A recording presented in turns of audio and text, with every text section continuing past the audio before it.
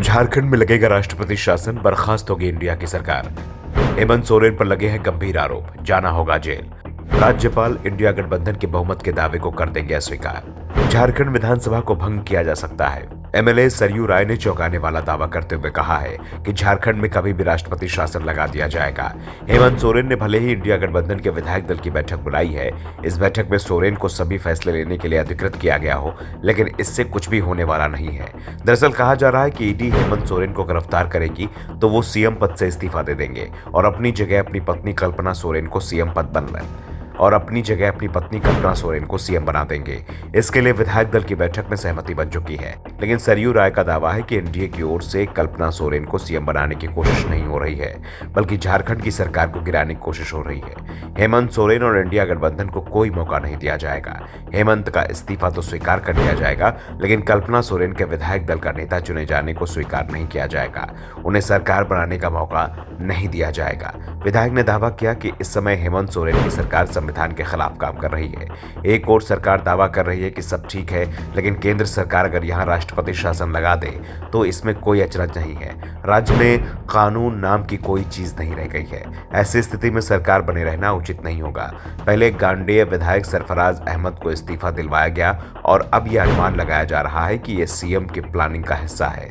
दरअसल गांडेय के विधायक का इस्तीफा कल्पना सोरेन को विधानसभा में भेजने के लिए ही दिलवाया गया है, जिससे वहां उपचुनाव हो और कल्पना सोरेन विधायक बन सके। फिलहाल कहा जा रहा है कि बीजेपी के दबाव में चुनाव आयोग गांडेय सीट पर उपचुनाव ही नहीं कराएगा। जाहिर सी बात है, अगर इंडिया की प्लानिंग कल्पना को सीएम बनाने की है तो वो फेल हो जाएगी, क्योंकि कल्पना को 6 महीने में विधायक बनना होगा और जब उपचुनाव ही नहीं होगा तो विधायक भी नहीं बन पाएंगी।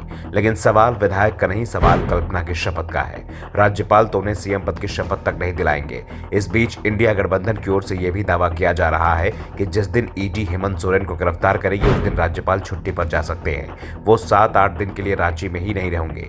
ऐसे में चाहकर भी इंडिया गठबंधन की ओर से सरकार बनाने का दावा पेश नहीं किया जा पाएगा और इस बीच राष्ट्रपति शासन की तैयारी कर ली जाएगी। वैसे बीजेपी को इस बात का तो एहसास है कि हेमंत सोरेन की सरकार के पास पूर्ण बहुमत है। हाल ही में जब हेमंत सोरेन ने इंडिया गठबंधन की विधायक दल की बैठक बुलाई थी तो उसमें 44 सदस्य पहुंचे थे।